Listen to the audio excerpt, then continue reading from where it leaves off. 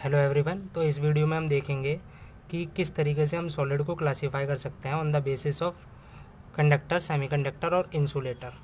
देखो ये होता क्या है। सबसे पहले तो अगर हम बात करते हैं कि कंडक्टर क्या होता है, कंडक्टर का मतलब क्या होता है, तो कंडक्टर जो होता है हमारा, जब हम बात करते हैं उसको हम इलेक्ट्रिक कंडक्टर की बात करते हैं। तो उसका सीधा सीधा फंडा ये होता है कि उसके अंदर कोई भी हमारा मटेरियल है, अगर ये हमारा कंडक्टिंग मीडियम है, तो हम ये अपेक्षा करेंगे कि जब भी हम इसके अक्रॉस कोई भी वोल्टेज लगाएंगे, जब भी हम इसके अक्रॉस कोई भी वोल्टेज सोर्स लगाएंगे, सपोज़ करो ये हमारे पास में मैंने कोई भी बैटरी लगा दी इसके अक्रॉस, तो यहाँ से और सर्किट को अगर मैं यहाँ पे इसको डिस्कनेक्ट करके यहाँ पे अगर मैं कोई बल्ब लगा दूँ, तो ये बल्ब मेरा ग्लो होना चाहिए। मतलब ये जो मीडियम है मेरा, ये मेरा कंडक्टिंग, ये जो वायर मैं यूज़ कर रहा हूँ, ये वायर मेरी कंडक्टिंग होनी चाहिए, तभी ये बल्ब मेरा ग्लो करेगा। अगर मैं इसकी जगह पे कोई वुड ले लेता हूँ, ठीक है, या प्लास्टिक ले लेता हूँ, और इसके अक्रॉस में अगर कोई बैटरी लगा देता हूँ, तो क्या मेरी जो बल्ब है वो मेरा ग्लो करेगा? नहीं करेगा। मतलब जो वुड और प्लास्टिक क्या होगा, आपका इंसुलेटर होगा। वहीं पे जो मैं वायर लगाऊंगा, वायर मेरी किस तरीके की होगी, मेरी कॉपर की वायर हो सकती है, ठीक है, मेरी एल्यूमिनियम की वायर हो सकती है। ये सब मेरे क्या होंगे, ये मेरे कंडक्टर होंगे। ठीक, तो कंडक्टर समझ में आ गया कि कंडक्टर क्या होता है। उसी के बेसिस पे कंडक्टर, सेमीकंडक्टर और इंसुलेटर ये बनते किस तरीके से है, तो इनका बेसिक फंडा होता है एनर्जी बैंड गैप का। एनर्जी बैंड गैप का क्या मतलब होता है?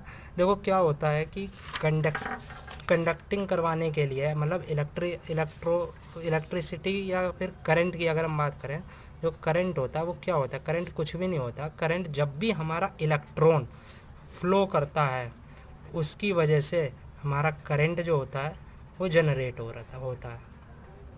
मतलब बेसिक फंडा क्या है? इलेक्ट्रॉन को फ्लो करवाना। इलेक्ट्रॉन जब फ्लो करेगा आपका करंट जनरेट होगा, और इलेक्ट्रॉन किस में फ्लो करेगा? इलेक्ट्रॉन आपका कंडक्टिंग मीडियम में फ्लो करेगा।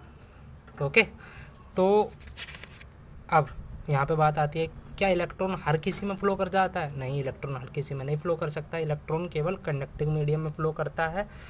इलेक्ट्रॉन फ्लो कैसे करता है? इलेक्ट्रॉन को फ्लो करवाने के लिए हमारे पास में ज़रूरी है पोटेंशियल डिफरेंस का होना।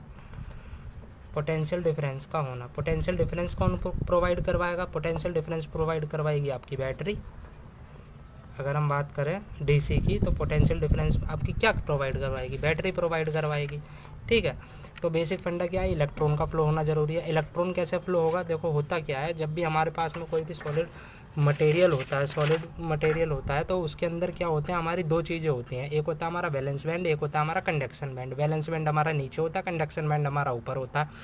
हमारे वैलेंस बैंड के अंदर इलेक्ट्रॉन होते हैं, और वो कंडक्शन बैंड के अंदर जो होते हैं हमारे, जब वैलेंस बैंड का इलेक्ट्रॉन हमारे कंडक्शन बैंड में पहुंच जाता है, उसकी वजह से क्या होता है, हमारा करंट जो है फ्लो करता है। अब हम बात करते हैं कंडक्टर की। तो कंडक्टर के अंदर हमारा वैलेंस बैंड और कंडक्शन बैंड, ये दोनों एक दूसरे के ओवरलैप होते हैं। ये दोनों एक दूसरे के ओवरलैप होने की वजह से यहाँ पे हमें कोई भी एक्स्ट्रा जो इसका जो फॉरबिडन एनर्जी गैप होता है वो इसमें नहीं होता, जिसकी वजह से आम कंडीशन में, आम टेम्परेचर में, नॉर्मल रूम टेम्परेचर में भी इसके अंदर से अगर हम बैटरी लगा देंगे तो करंट फ्लो कर जाएगा। ये तो हो गई बात आपकी कंडक्टर की। चलो बात करते हैं हम सेमीकंडक्टर की। और सेमीकंडक्टर क्या होता है? देखो सेमीकंडक्टर भी एक तरीके से कंडक्टर ही होता है, लेकिन इसके अंदर क्या होता है, इसका जो कंडक्शन बैंड होता है वो उसके बैलेंस बैंड को ओवरलैप नहीं करता। ये दोनों एक दूसरे के, इन दोनों के बीच में कुछ ना कुछ फॉरबिडन एनर्जी गैप होता है। 1 इलेक्ट्रॉन वोल्ट का इसमें फॉरबिडन एनर्जी गैप मैंने माना यहाँ पे होता है इसमें। ठीक है, तो ये एनर्जी गैप को इतना ज़्यादा नहीं होता। इस एनर्जी गैप को आप एक्सटर्नल इलेक्ट्रिकल एनर्जी लगाने के बाद में इसको, और इसकी हेल्प से जो इसके अंदर जो हमारे जो इलेक्ट्रॉन होते हैं, इसके अंदर जो हमारे इलेक्ट्रॉन होते हैं, वो आप उनको जंप करवा सकते हैं कंडक्शन बैंड के अंदर, जिसकी वजह से क्या होगा, जिसकी वजह से हमारा करंट जो है फ्लो कर जाएगा। ये हो गया आपका सेमीकंडक्टर। चलो बात करते हैं अगर हम इंसुलेटर की, तो इंसुलेटर में क्या होता है हमारा, इंसुलेटर में हमारा जो गैप होता है, फॉरबिडन एनर्जी गैप जो होता है, वो 15 इलेक्ट्रॉन वोल्ट के लगभग बराबर भी होता है, जिसकी वजह से क्या होगा भैया, चाहे जितनी मर्जी कोशिश कर लो, कुछ भी लगा लो, आपका जो है करंट फ्लो नहीं करेगा। क्या हो सकता है इसके अलावा? अगर करंट फ्लो नहीं करेगा, आपने बहुत हैवी वोल्टेज सोर्स लगा दिया, हो सकता है आपका वो बर्न हो जाए, जल जाए, लेकिन करंट फ्लो नहीं करेगा। ओके।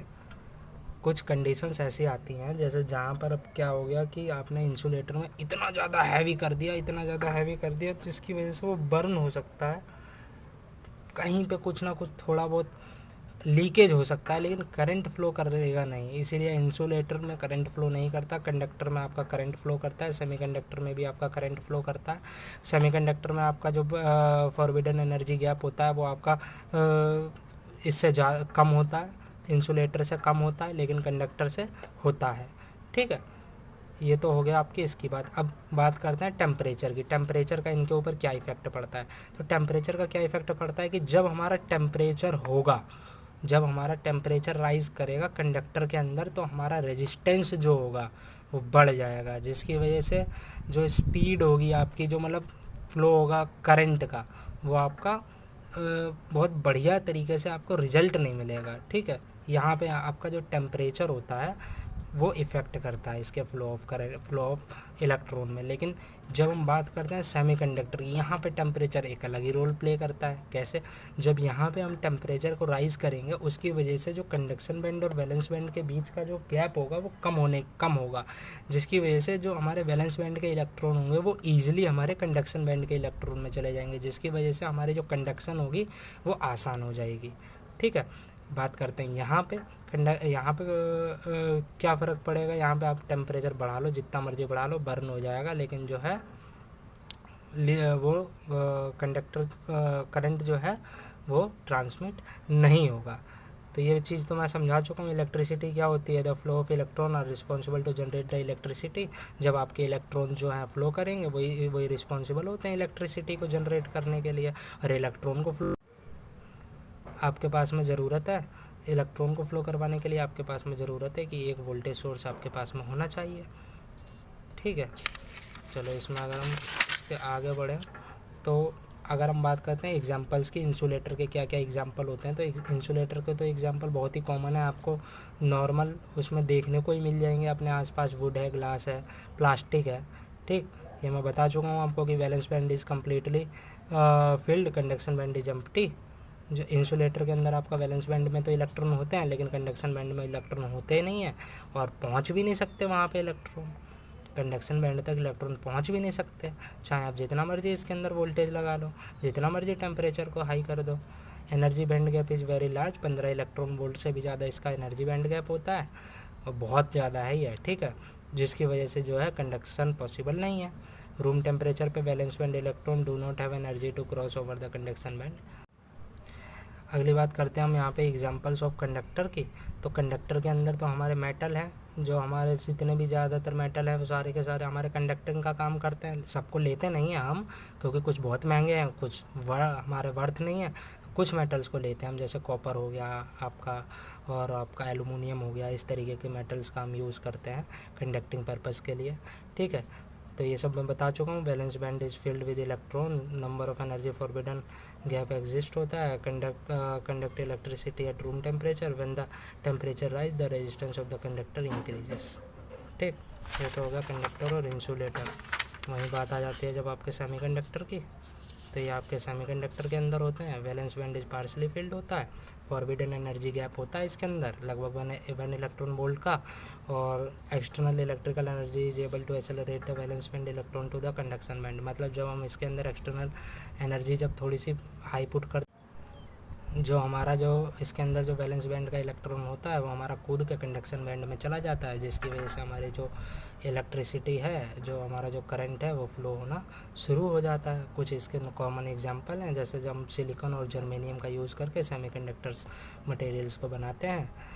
और बस इतना ही टॉपिक है, इतना भी आप लिख देंगे एलोबरेट करके। ये मैंने की पॉइंट्स बनाया, आप बताएं, आपको एलोबरेट करके लिख देंगे। 2 पन्ने का क्वेश्चन, बाद 2 पन्ने का हो जाएगा पूरा का पूरा आपका 2 पेजेस का।